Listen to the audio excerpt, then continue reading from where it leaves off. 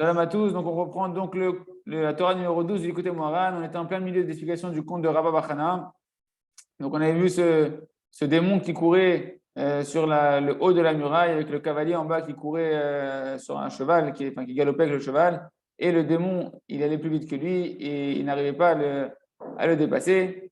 Et voilà que ce démon, après, il sautait il y avait deux ponts qui traversaient un certain fleuve.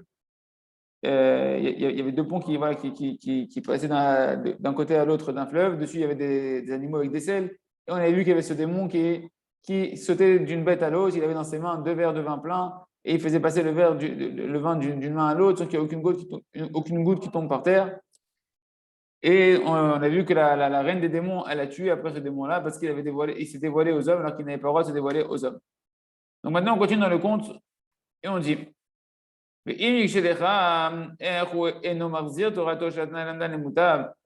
on est arrivé au fait que, on avait vu que le démon, il représentait, c'était le démon juif, le démon juif qui étudiait la Torah, pas pour la gloire d'Hachem, mais pour sa propre gloire à lui, et qui pouvait parler contre le tzaddik. Quand il courait sur la montagne, on avait dit que sur la muraille, avec la muraille, justement, c'était le tzaddik de la génération, et qu'il courait comme ça, c'est-à-dire qu'il était en train de le persécuter, en train de courir derrière lui pour lui faire du mal volontairement, d'accord? Tandis que le cavalier qui était en bas, le parache, le cavalier qui était sur le cheval en bas en train de galoper, on a dit que c'était le Tana. Le Tana, le tzaddik le tzaddik qui a écrit qui a commenté la Torah écrite en étudiant des chidushim dans la Torah orale, le Tana de la Gemara, de la Mishnah.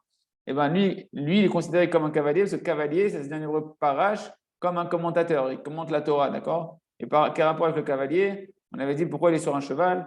Parce que justement, lorsque le tzaddik, il étudie la Torah, lorsque quelqu'un qui a le Talmid Chacham, il va étudier la Torah de la bonne manière, il ramène le cavalier sur son cheval, c'est-à-dire quoi? Il ramène l'âme, le cavalier c'est l'âme du Tana, dans le corps du Tana, le cheval c'est le corps, d'accord? L'âme est censée diriger le cheval, c'est-à-dire le corps, les pulsions et le corps, etc. Donc en fait, quand on étudie la Torah d'une bonne manière, par exemple, on est en train d'écouter Moran, quand on étudie Betor Shuvah, Betor Emuna, et quand on est en train d'étudier la Neshama de Rabbeinu Akadosh, son nefesh il revient dans son corps et ses lèvres se mettent à remuer. Et à ce moment-là, on a ramené Kaviachol, le nefesh, donc le cavalier, dans son corps. Et on avait dit qu'il y avait une dimension où le diable, le démon juif, il courait à côté de ce cavalier, c'est-à-dire qu'il persécute aussi le Tana en fait. Le cavalier, c'est le Tana. Il persécute aussi celui qui a écrit la Torah orale dans le passé, qui a commenté la Torah écrite par la Torah orale, mais il le fait, on avait dit, de manière sans s'en rendre compte. Et pourquoi il le persécute? Parce qu'on a dit que c'était douloureux, c'est quelque chose qui était désagréable. C'est une grande souffrance pour le Tana de devoir s'embrasser. Comme on a dit que les lèvres de celui qui étudie la Torah du Tana, ils font remuer les lèvres du Tana qui a enseigné cette Torah-là. Et donc il y a un baiser qui se fait entre les deux. Et comme celui qui est en train d'étudier maintenant, ses intentions ne sont pas pures dans son étude, il est considéré pire qu'une charogne mort. Et donc, il est en train de s'embrasser avec une charogne tana, et donc pour lui, c'est une souffrance. On est arrivé ici, et continue Rabbi Nachman de nous remettre son enseignement dans le Maaseh de Rav Bachana. Et si maintenant tu te poses la question, comment ça se fait que la Torah de ce Tana, donc maintenant on parle d'un Talmid Chacham qui est un démon juif, il est en train d'étudier une Torah qui est une Torah d'un Tana Kadosh, d'un Tana qui est pur, une Torah qui est Kedosha et Théora. Comment ça se fait que cette Torah-là ne le ramène pas dans le bien? C'est marqué que la Torah, elle ramène dans le bien. C'est marqué à mort Sheba Torah, Marzer la Moutav. La lumière de la Torah, elle doit ramener dans le bien. Pourquoi la lumière de la Torah de ce Tana-là, s'il est Kadosh et Tana, et que c'est une Torah Kedosha, pourquoi ça ne le ramène pas dans le bien? Question que chacun peut se poser des fois quand il veut faire chouer avec la Torah, il se dit pourquoi j'ai l'impression qu'elle ne me ramène pas dans le bien la Torah pour l'instant. Vadraba, je ne te sève le galop de terre et qu'au contraire, tu te dis je ne comprends pas. En plus, je vois que ça lui rajoute de l'orgueil à celui-là. Non seulement ça ne l'arrange pas, mais en plus, quand il étudie, ça l'empire, il prend de la gava. Comment c'est possible que la Torah Gdosha du Tana, maintenant, celui qui va l'étudier, il peut trébucher avec cette Torah, jusqu'à ce que la Torah Gdosha du Tana, elle va se transformer en un poison mortel. Pour celui qui est en train de l'étudier d'une mauvaise manière, il se remplit d'orgueil et il a l'effronterie de parler sur le tzaddik. Et sur ça, en réalité, Rabbeinu, il a répondu, on va voir comment c'est dans le conte de Rav Chana, Zimna Chada, Hava Mesargin le Tarte Chiyuta. Voilà qu'une fois, il y avait il y avait deux animaux, d'accord, et on a vu que le démon, il passait d'un animal à l'autre sur les selles, d'accord, qui famille matana, nofel, leze, shgia, dakam, ledaka, kedesh leze, yamshir, olam, tarte, chiyuta, qui yashnem, ne chiyut ruchani. Ok, très bien. Donc, il nous dit parce qu'en réalité, le Tana, eh ben, des fois, il est obligé de tomber dans une petite erreur très subtile, comme l'épaisseur d'un cheveu, très, très, très, très, très fine dans son enseignement, pour pouvoir amener, comme on avait vu, deux sortes de vitalité dans ce monde-là, parce qu'il y a deux sortes de chayut. Chayut, c'est le même mot que chayot, d'accord? En fait, là, dans le Maasé, Rav Hana, il emploie le mot de chayot. Il y a deux animaux qui étaient sur le pont, d'accord?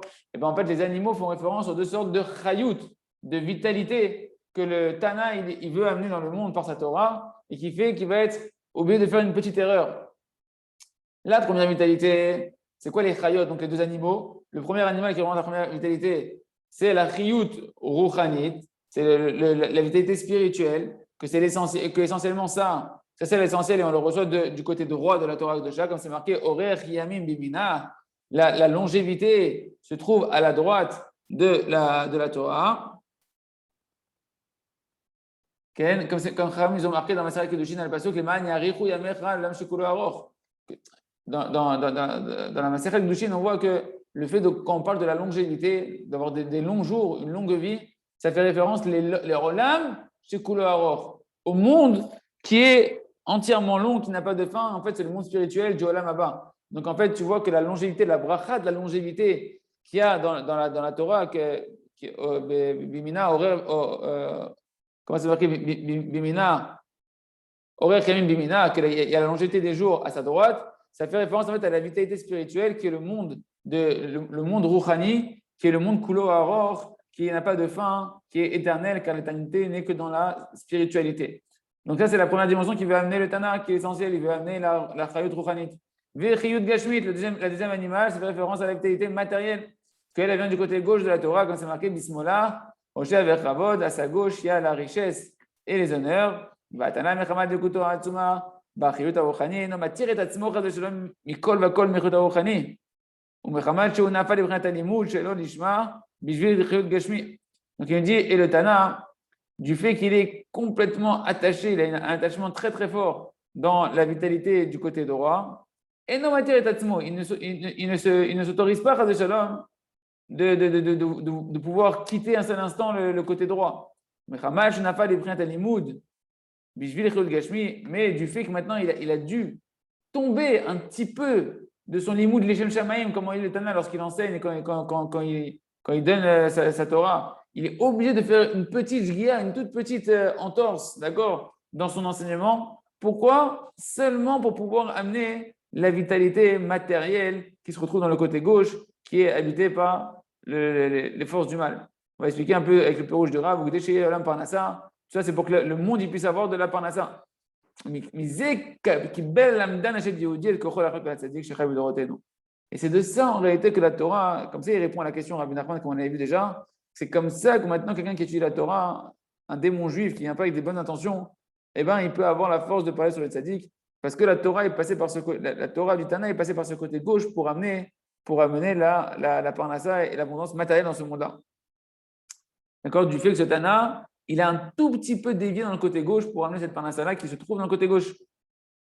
Là-bas, le kavod de l'argent vient de là-bas. Ça, betor divrei Torah, shechidesh Tana, afalpi shekol torato yiviyamin, velamdan yitpas davka lechlek shuli, vezaniar ze meachar ve'en lomed Torah lishma. Ve'aldeze u mitmale gava vechavod, comme shkatuv, bismillah, shav vechavod.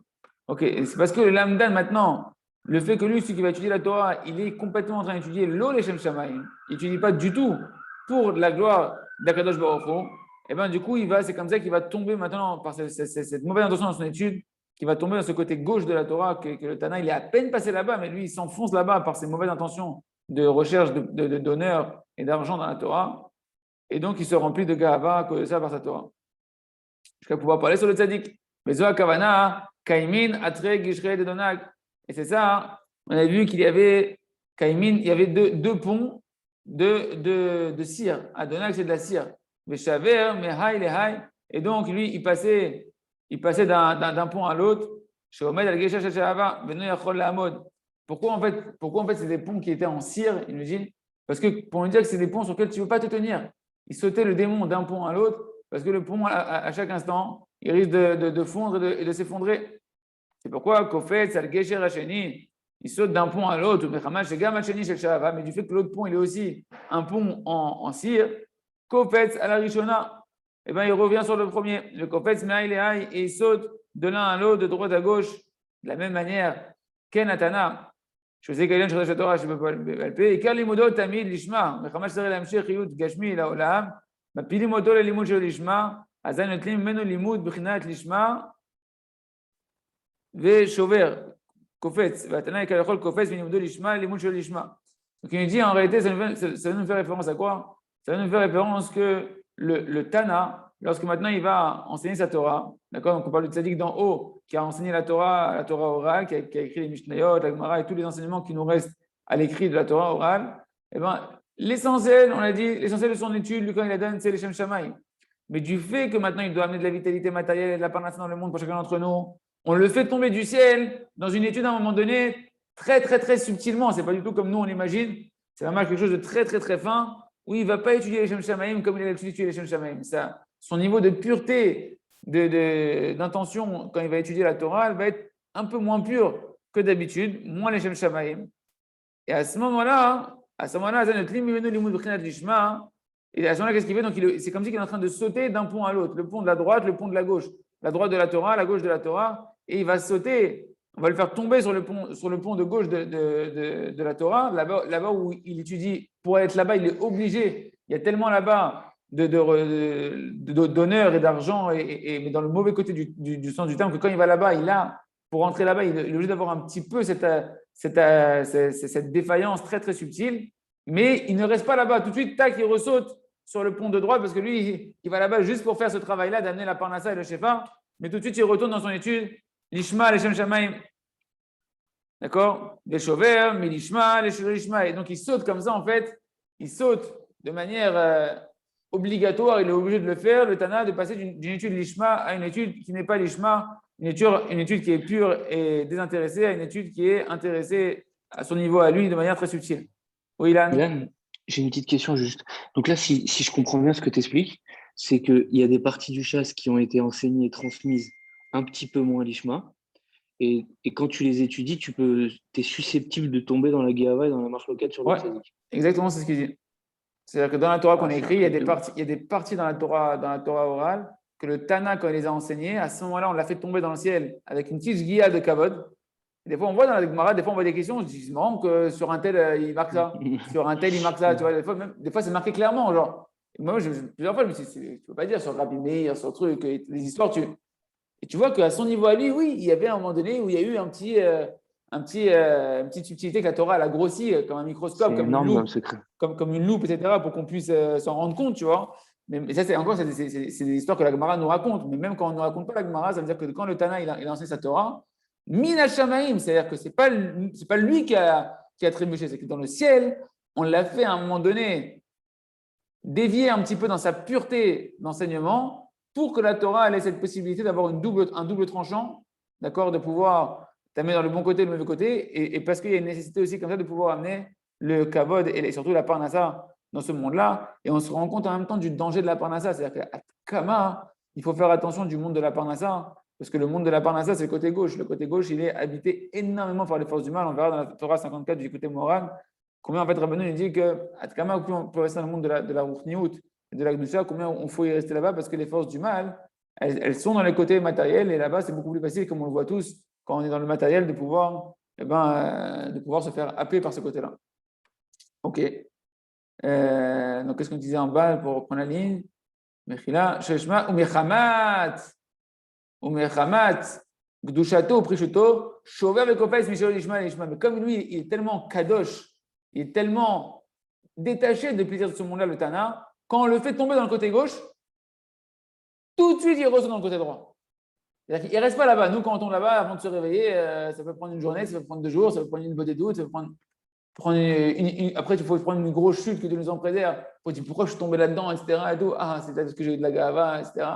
Non, lui, c'est tout de suite. C'est-à-dire qu'on le fait tomber là-bas, il est tellement kadosh que tout de suite, il sent où est-ce qu'il est, etc. Et il ressaute directement, il se corrige tout de suite de retourner Donc c'est quelque chose de très très fin, c'est pas du tout comme on imagine de grossier, d'accord?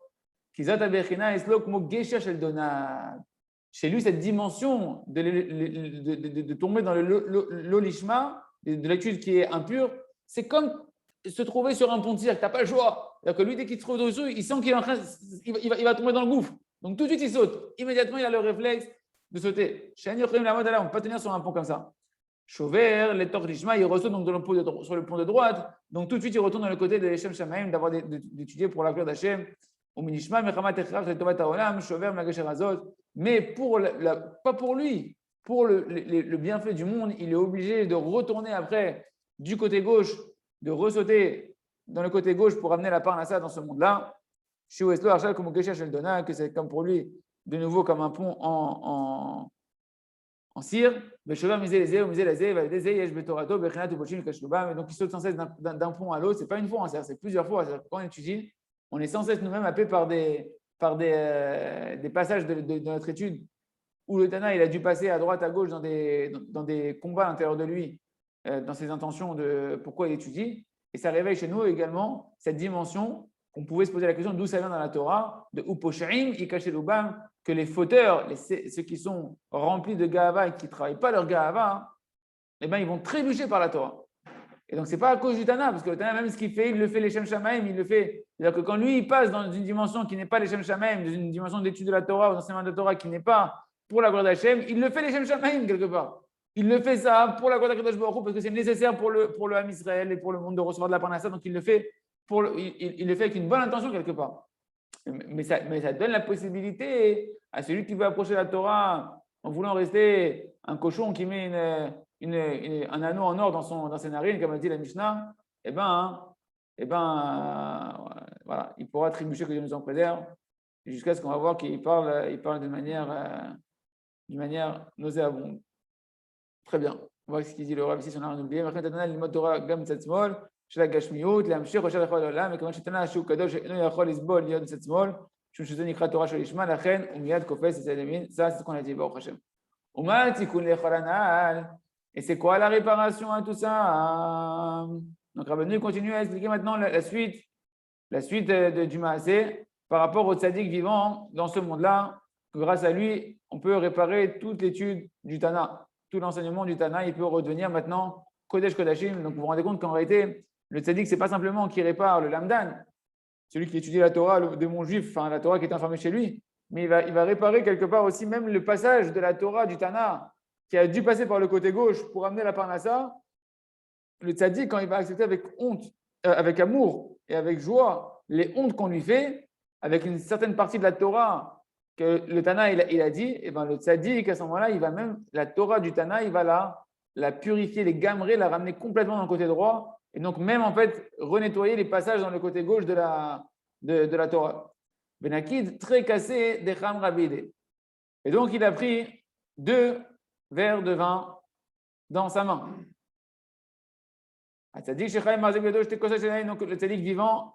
Donc, maintenant, on a changé, on n'est plus sur la dimension du démon, on est sur la dimension du tzaddik qui est vivant. Le tzaddik qui est vivant, il a donc 2 verres dans sa main de vin. Parce qu'en réalité, il y a 2 dimensions du vin, et c'est sur ça qu'on prie à Purim avant de boire du vin. C'est sur ça qu'on prie à Pessah avant de boire du vin. Celui qui boit à Shabbat et Yom Tov du vin, il faut qu'il prie sur ça aussi avant de boire du vin. Parce que le vin, il a 2 dimensions. Comme la Torah. La Torah, elle a 70 facettes. Le vin, c'est Gematria, valeur numérique, Yud, Yud et Nun, 10, 10 et 50. Ça fait référence ça fait 70, comme les 70 facettes de la Torah. De la même manière que la Torah, elle a une potion de vie, une potentialité d'être une potion de vie et une potentialité détournée à réparer, qui est d'être un poison mortel. Et bien le vin, on va voir qu'il a cette même dimension-là, qui peut éveiller un homme véritablement au service divin, dans le feu et dans l'enflammement, et pouvoir percevoir Kadosh Baruch Hu encore plus loin, percer les secrets de la perception de Kadosh Baruch Hu qui lui était encore éloigné. Et grâce au vin, ça va lui réjouir son cœur et ouvrir ses mokrines pour pouvoir rentrer dans une dimension plus profonde à Kadosh Baruch Hu, puisque le vin, c'est Yahin, c'est le gematria de secret, de sod. Pour pouvoir rentrer plus dans les secrets de Kadosh Baruch Hu, Chaz v'shalom, Chaz v'shalom, le vin, il va pouvoir, que Dieu nous en préserve, est un poison mortel pour l'homme et l'amène dans une joie de frivolité, que Dieu nous en préserve, une joie qui l'amène à la décadence. et à s'endormir spirituellement. Chas Shalom, tout le contraire. Donc, c'est ce qu'on va voir ici. Il y a deux dimensions dans le vin. Bechinat Torah Shebe'alpeh. Donc, il y a la dimension de la Torah orale, Bechinat Yayin, Malchut Rav. La dimension du vin qui est une grande royauté. Le vin fait référence à la Torah Shebe'alpeh parce que même la Torah Shebe'alpeh, on l'appelle la royauté. Or, tu vois que dans ce verset-là, Yayin, Malchut Rav. Le vin, il appelle ici de la royauté. Donc, si la Torah Shebe'alpeh, elle s'appelle de la royauté, le vin s'appelle aussi la royauté. Donc, le vin et la Torah Shebe'alpeh ne font qu'un. C'est la même dimension. Moshkatou Malchut Peh pour la Torah, même Torah Shebe'alpeh. Prinat Bina Liba. Et également aussi, on a vu que le vin, il a des dimensions du cœur et de la bina. Ça aussi, c'est la dimension du vin. Ki binat alev, perushat simchat alev. Parce que tout ce qu'on parle du discernement dans le cœur, ça c'est Péléplaïm de bien comprendre cette dimension-là. Le discernement, ce qu'on avait dit que alev mevin, que la bina elle est dans le cœur. Hein, on vous rappelez qu'on avait dit que le discernement il se trouve dans le cœur et que quand le Tana il est saméach, ça lui fait monter dans la sphère de bina pour pouvoir, quand il est heureux, pas le Tana, le tzaddik de la génération, quand on lui parle dessus ou qu'on le méprise et qu'il reste besimcha dans son cœur, ça le fait monter dans la sphère de la bina pour discerner comment réparer la Torah orale qui était en captivité dans la bouche du Talmid Chacham, du démon juif qui est en train de lui faire des mépris. D'accord? Et bien là, ici, il nous dit, donc le vin aussi, il a des dimensions de la bina et du cœur. D'accord? Qui binat alev, le discernement du cœur, c'est l'explication de tout ce qu'on parle du cœur et du discernement du cœur, c'est simchat alev. C'est la joie du cœur. C'est la joie du cœur. C'est que Rabbeinu, il a dit ailleurs, je vous dis tout de suite avant que ça m'échappe, parce que pour moi, c'est un chidouche qui vient maintenant, de mieux comprendre pourquoi Rabbeinu, il amène dans la Torah qui met simchat et tseou, que par la joie, vous sortirez de l'exil. Et il dit que lorsqu'un homme il est dans la tristesse, dans la culpabilisation, ce que tu veux, toutes sortes de mauvaises pensées, en tout cas qui n'est pas de la joie, de la dépression, etc., et bien son esprit, il est en exil. Et il dit, c'est quoi que son esprit il est en exil? Il dit que la tristesse, Rabbeinu, il explique que la tristesse, c'est le monde de l'exil. De l'exil de l'esprit. Ton esprit il est en exil, il ne peut pas réfléchir correctement, il ne peut pas arriver aux bonnes conclusions. Et il me dit, c'est pour ça qu'en réalité, quelqu'un qui veut avoir du Yeshuva Da'at, qui veut avoir une prise de conscience et de comprendre les choses correctement, et en particulier les allusions qu'Hachem nous fait dans chaque chose, les messages d'Hachem à travers tout ce qu'on traverse, à travers des fois des difficultés de la vie, etc., il me dit, Rabbeinu, c'est que quand tu es Bessimcha que tu peux comprendre. Parce que la simcha, c'est le monde de la liberté de l'esprit. C'est le monde de la liberté. Et tu comprends que la simcha, en fait, c'est la sphère qui t'amène à la sphère de la bina, du discernement dans le cœur. Et que pour pouvoir discerner, c'est quoi discerner? Discerner, c'est pouvoir faire la différence entre le bien et le mal. De pouvoir clarifier les choses et quelque chose qui était embrouillé dans ta tête, maintenant tu vas le dissocier et tu vas voir clairement qu'est-ce qui est bien, qu'est-ce qui est mal, qu'est-ce que je dois faire, qu'est-ce que je ne dois pas faire, c'est quoi mon chemin, etc. Et bien ça, tu peux y arriver que par la simcha. Tu peux arriver que par la simcha. Quand quelqu'un est simcha, Hachem automatiquement il lui donne la bina de pouvoir commencer à comprendre correctement les choses. Ouais, Ilan? Ilan, si je comprends bien le processus, tu as un Tana qui vient. T'as quoi? T'as le premier Tana qui vient, il y a 2000 ans, qui donne des enseignements. Dans ces enseignements, pour pouvoir transmettre la parnassa au monde, il a une petite chute, si on peut s'exprimer ainsi. Dans son intention. Ensuite, une chute dans son intention de... Ouais. Ensuite, tu as un Talmid Chacham qui n'est pas parfait, qui lui a encore des midot à travailler, qui vient, qui étudie, qui tombe dans ce piège de Gahava. Et ensuite, tu as un tzaddik de la génération qui voit ce lamdan qui est en train de tomber dans ce piège de Gahava et qui le répare. Ouais, c'est pas qu'il voit ce lamdan. C'est pas qu'il voit ce lamdan. Rabbeinu, il a dit, c'est que le tzaddik de la génération, il voit que le rov des lamdanim. Pas un lamdan. Mais moi, je t'ai fait un cas. Je t'ai isolé un cas. Pour montrer le processus. Il vient, il le voit, à l'idée de Sirofim, il le répare. Maintenant, quand il le répare, il répare aussi cette partie du Tana qui avait chuté. Exactement, la partie de la Torah, la Torah qui était en galoute dans la bouche de ce... On peut dire que c'est ça l'explication de Mitor Shelo Lishma, Balishma. C'est-à-dire que tu as ce Lamdan qui est venu étudier le Lishma, tu as ce Talmid Chacham sur qui est la Marloquette qui a vu ça, qui a fait un tirouf, qui a reçu cette honte, donc Be'ava, Be'simcha, et qui l'a rendu Lishma, du coup. Il a fait. On peut expliquer comme ça tous les liens de Mitor Shelo Lishma, Balishma. Que tu vois qu'au début, le Tana, à sa source, il avait une étude qui n'était pas l'Ishma. À un moment donné, il a dû tomber dans une étude qui n'est pas l'Ishma. Le mitor chez le lishma, bah quand même lishma. On arrivera finalement à ramener tout dans le lishma grâce à tout ce processus que le Talmid Chacham il va étudier d'une mauvaise manière, le lishma, et que le tzaddik qui est vivant, lui, eh ben, il va dire dans la dimension les Shem Shamaim, les Gamri, parce qu'il accepte les hontes qu'on lui fait avec la Torah. Et donc, c'est comme ça, la Torah même du Tana, il la ramène complètement l'ishma. Il a fait mode. Et donc, juste pour finir sur cette dimension-là de Simchat Alev et Bina Liba, c'est que je vais vous dire, c'est pour ça que vous allez comprendre que dans le jardin de la foi, quand le Rav il explique les étapes de la Emouna, qui disent que Kach Hashem Roté, comme ça Hashem il veut, après Kol et Tova d'être Besimcha, et seulement après, qu'est-ce qu'Hashem il veut de moi? C'est parce que tu ne peux pas comprendre et discerner ce qu'Hashem il veut de toi tant que tu n'es pas Besimcha. Alors, pour être Besimcha, il faut d'abord accepter que Kach Hashem Roté. Comme ça vient d'Akadosh Baruch Hu, Hashem même c'est mon père, Azakol et Tova. Donc c'est pour mon bien, ici c'est pour mon bien, alors je vais commencer à travailler ma Simcha. Et quand je suis Besimcha, et c'est seulement quand je suis Bessimcha que mon cœur il va avoir la capacité de discerner les bonnes conclusions qui vont être constructives et qui se rapprochent de la vraie volonté d'Akadosh Baruch Hu qu'il attend de moi dans l'événement que je suis en train de traverser. C'est une parenthèse qui n'a rien à voir avec cette Torah-là, mais en fait, ça s'est bien éclairé ici. Donc, j'ai fait le bureau avec vous. Comment je suis Katouv, Veyahin, Yesamach Levav. Donc, tu vois que on a vu d'un côté que le cœur, la dimension du discernement, elle se trouve dans la joie. Or, c'est marqué que le vin, il réjouit le cœur. Donc le vin et le cœur sont liés, le cœur il est lié à la bina, donc le vin il est lié à la bina. Chez Gam ou Prinatiaïn. Donc tu vois que donc Nimsa, que la bina, la discernement, elle est aussi la dimension du vin. Le vin il est censé t'amener, vous voyez comment c'est pelé, comment c'est encore une fois des forces qui sont à l'extrême opposé. La Torah elle est censée t'amener de connaître Hachem, de t'amener quelque chose d'extraordinaire, une potion de vie. Elle peut être en même temps le contraire opposé, un poison mortel. Et bien le vin c'est pareil, le vin il est censé t'amener un moment du discernement. Une discernement, une clarté d'esprit, un yeshuva da'at, de pouvoir bien comprendre les choses, discerner ce qui est bien, ce qui est mal, etc. Et de pouvoir arriver à mieux te rapprocher de Kadosh Baruch Hu. Mais Chadash Shalom, le vin, il peut aussi t'embrouiller ton discernement. Des fois, les gens ils prennent du vin pour ne plus discerner les choses. Parce que ça a ces deux forces. Le monde, il est construit comme ça.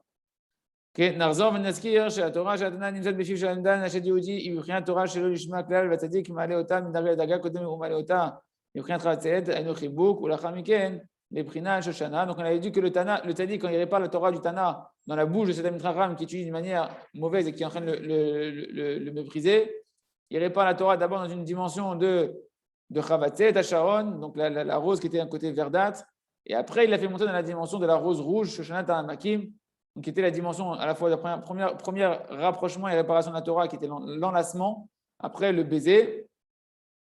Et c'est ce qui va être amené dans la suite du conte, du Maaseh de Rav Bachana. Morek, Mehai, Lehai. Donc, Morek, la chaîne de Morek, ça vient du mot Yarok. C'est-à-dire qu'en réalité, il est en train de faire passer la Torah en cette dimension de la première réparation de la Torah qui est l'enlacement, Sheu Yamshir, Kav Yarok, Mehai, qui va faire monter sur la Torah, il va faire monter cette Torah qui était d'un niveau bas, enfermée dans la galoute de la bouche de ce Talmid Chacham, et bien il va la faire monter dans la dimension de Yarok. Il va faire monter la dimension de l'aspect vert, qui est l'aspect de l'enlacement de la Torah, et de l'aspect où elle sort de sa galoute, elle commence à sortir de son exil, de sa astara. Par le fait maintenant que comme il accepte avec honte, avec joie, la honte, le Talmid Chacham, d'accord, c'est quoi qu'il accepte avec joie? C'est la dimension du vin. Il avait du vin dans les mains, ce démon-là, il avait du vin dans les mains. C'est quoi le vin ici? C'est la dimension de la joie qui est dans le cœur, parce qu'on a dit que le vin, il est censé amener la joie. Et bien, par le fait maintenant qu'il est dans cette dimension de joie, son cœur, il rentre dans la bina, dans le discernement, et maintenant, il peut faire monter la Torah qui était en captivité dans la bouche de ce Talmid Chacham, Shad Yehudi, il va pouvoir faire monter cette Torah-là dans la dimension de Chavatzel et Asharon, de l'enlacement de la Torah pour la rapprocher, commencer à la rapprocher de la Shrina. Et donc, il peut comme ça ramener la Torah de ce Tana-là dans le côté droit, parce qu'on voit qu'en même temps qu'il avait les verres de vin dans les mains, il passait de la droite vers la gauche, de la droite vers la gauche. D'accord? C'était la dimension, on avait vu qu'Avraham Avinu, il avait empressé ses élèves pour aller combattre là-bas. Et on avait vu que Chanichav, c'était les élèves d'Avraham, qu'on n'a plus le nom d'Avraham, qu'Avraham il représente le Chesed, donc le côté droit, le côté des Shem Shamaim, le côté de la Gdusha. Et Vayarek, c'était la dimension de la couleur verte qui représente la première réparation de l'enlacement de cette Torah-là que le Tana il arrive à récupérer. Et comment maintenant, donc du coup, comment comment cette Torah qui est dans la dimension de Yarok, comment elle va pouvoir avoir une aliyah, une montée. Allez, Dechanichav, le verset nous dit ici, c'est les élèves de Abraham. C'est-à-dire quoi? Par le fait qu'ils sont les élèves de Abraham, qui étaient un homme de Chesed, qui était essentiellement dans le côté droit de la Gdusha, et qui va accepter avec amour et besimra les paroles de ceux qui parlent sur eux et qui le méprisent, les Amdanim qui le méprisent. Comme ça, on répare cette Torah-là et on commence à la faire sortir. Vezir Hibouk, chez Kabel Be'avat Ardifa Ve'isma Ve'isurin. C'est ça l'enlacement. C'est qu'il accepte. Quand on avait dit Vimino Techabekeni, avec ma droite, avec sa droite, il m'enlace. Et bien, par le fait qu'il accepte et qu'il enlace avec amour les hontes et la persécution qu'on lui fait, son travail à lui, c'est d'accepter avec amour. Le travail du tzaddik, c'est d'accepter avec amour les hontes qu'on lui fait, les marloquettes qu'on lui fait et de s'en réjouir. Et bien, grâce à ça, il peut enlacer la Torah qui était en captivité et il peut commencer à la réparer. Valider Ashrina Sheu Torah, Shebe Alpe, Ibrinat Chibuk, Ibrinat Ani Chazet Yeruka, Kachavatzelet, Sheye Achibuk Beshlemut. Donc, grâce à ça, la Torah, la Shrina qui est représentée par la Torah orale, qui était en captivité, donc qui était en exil, dans la bouche des mauvaises intentions de ce Talmid Chacham qui étudiait mal intentionné, et bien maintenant elle rentre dans la dimension de l'enlacement, dans la dimension de la Chavatzelet, qui est verte, qui est la sonde verdade, qui est la dimension de l'enlacement, Bishlimut, de manière parfaite. Pourquoi on appelle comme ça Chavatzelet? Parce qu'elle pousse à l'ombre en réalité. Le mot Chavatzelet, ça veut dire qu'elle est en fait cachée à l'ombre. C'est une combinaison de deux mots. Chavatzelet, ça vient du mot Chavouya. Le mot Chava dans Chavatzelet, ça vient de Chavouya, qui veut dire caché. Et Tzelet, ça vient du mot Tzel, qui veut dire l'ombre. D'accord? Chez Romez Yanachibuk. Ça fait vraiment ici allusion en réalité à l'enlacement. Et ça montre aussi que cette Torah-là, elle était quelque part dans un côté qui était à l'ombre. Ok. Maintenant, on va expliquer comment, dans le Maasé, on va voir comment la Torah elle monte à la dimension du baiser. Il nous dit ici, baiser, mais Rumaz de Milan Natfa. Anush Notev Riartov. Ça, on le voit dans le mot Natfa, qu'il n'y avait pas une goutte de vin qui coulait. Et Natfa, ça vient du même mot qu'on avait vu que Rabbi avait amené Notef, quand on a dit notre faute mort au vert, que la Torah se met à donner une bonne odeur, elle se met à dégager une bonne odeur. Ça est gêné par le fait justement qu'elle ne coulait pas, parce que le mot notef, il faisait allusion à la bonne odeur qui émanait, on a vu dans Shirachirim, notre faute mort au vert, la bonne odeur qui émane de la Torah quand on la répare, par le fait que maintenant, le Tana, on retrouve la beauté de sa Torah, et bien ça dégage des bonnes odeurs. Ça, c'est dans le mot notef, d'accord, que chez Over, misé les quand il saute d'un endroit à un autre, Neshetef Riartov, Miprinat mort au vert. Vous vous rappelez, il y a marqué notre faute mort au vert. On avait dit que notre faute, c'est les bonnes odeurs qui sortent maintenant de la Torah qui est réparée parce qu'elle monte dans la dimension du baiser. Ou c'est quoi la dimension du baiser, c'est-à-dire qu'à ce moment-là, la Torah elle est tellement réparée que d'un côté, mort au vert, on a dit des deux côtés de la Torah, du côté du Tana qui l'a enseigné, elle retrouve son côté, les Shem Shamaim, elle est pure, la Torah qui est enseignée par le Tana. Et du côté de celui qui va étudier la Torah maintenant, il va pouvoir l'étudier d'une bonne manière, la Torah du Tana, les Shem Shamaim. Et donc, des deux côtés, la Torah, elle est réparée, elle sent une bonne odeur. Et ça c'est allusionné dans le conte.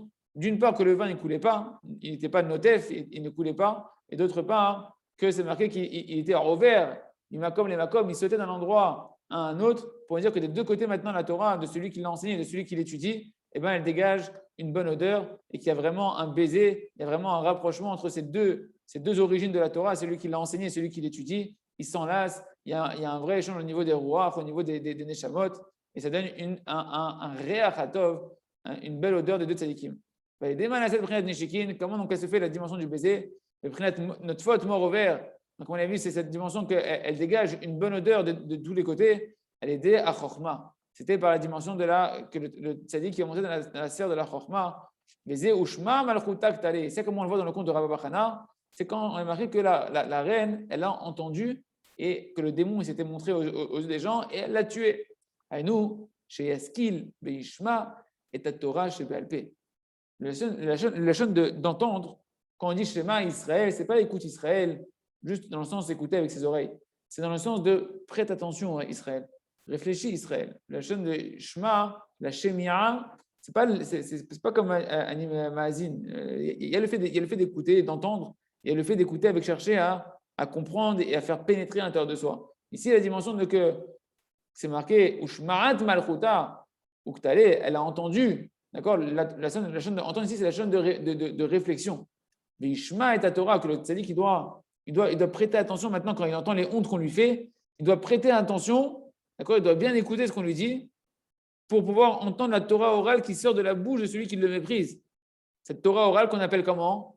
Malchut Peh, la royauté. La Torah orale, elle s'appelle, on a vu, Malchut Peh, la royauté. Donc la royauté qui sort de la bouche de ce Talmid Chacham qui est en train de mépriser le tzaddik. Hein, cette Torah qui sort, il est en train de le mépriser, mais il le méprise par la force de la Torah qu'il a étudiée. Or, la Torah qu'il a étudiée, c'est la dimension de la royauté. D'accord? Donc maintenant, on comprend que le tzaddik, il doit écouter cette Torah qui est la dimension de la royauté d'Hachem, d'accord, la royauté qui est représentée dans la Torah orale, qui sort de la bouche de ce Talmid Chacham qui le méprise. Veyaskil mitzerufa vayotzi mitalmid Chacham, et il doit réfléchir, bien comprendre quelles sont les permutations qu'il a fait, ce Talmid Chacham chez Yehudi, ce démon juif, comment il a tordu la Torah, de quelle lettre il a tordu de la Torah pour pouvoir en arriver à une telle aberration. Talmid Chacham chez Yehudi, Ishma veyaskil b'shah shomea cherufim v'agedufim ayotzi mimpe Talmid Chacham chez Yehudi, Ishma Torah shebe'al peh ledezeh. Non, comment il fait? Tout son travail à lui, c'est d'être Bessimcha. Combien il va être Bessimcha? Combien le tzaddik, il va être Bessimcha et il va accepter avec amour les hontes qu'on lui fait. Donc, à plus raison, c'est évidemment sans y répondre, mais vraiment en l'acceptant avec amour, combien ça va lui donner du discernement dans son cœur? D'accord? La Simcha va l'amener du discernement dans son cœur jusqu'à pouvoir l'amener après à une dimension d'une chorma où il va pouvoir carrément capter les tirofim de la. On va lui donner la compréhension. La chorma, c'est Achonel Dam Da'at, c'est celui qui donne la chorma, Chorma, Bina, Vadat, c'est Akadosh Baruch Hu qui donne la chorma, Bina, Vadat. Mais de quoi ça va dépendre ça? C'est lui, c'est son travail, c'est d'accepter ça. Plus il va accepter qu'il va être Bessimcha de ça, et plus il va avoir la capacité de discerner. C'est qu'une fois qu'il a vu les paroles, par exemple, et là, tu prends le mot, on avait vu le mot empêchement, Menia, c'est un mot, c'est les mêmes lettres que Ni'ima.